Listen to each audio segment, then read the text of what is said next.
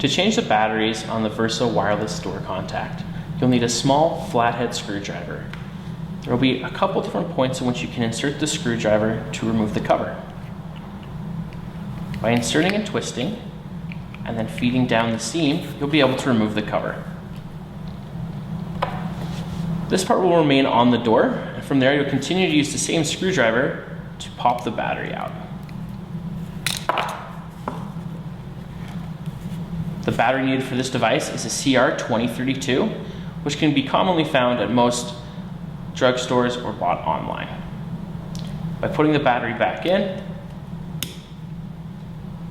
you'll notice that a green light will now flash to indicate that it is powered on, and then you want to re-put the cover on.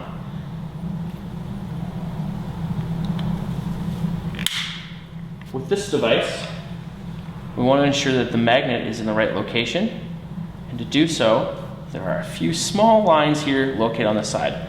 But lucky for us, this also has lights to indicate that it feels the magnetic pull. There'll be a blue light in the top right-hand corner of the device, or if your device is mounted the other way, will be in the bottom left.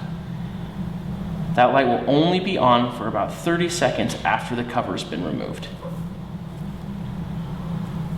If the blue light is not on, the contact is not close enough. However, it is always advised to keep as close as possible to ensure a longer battery life.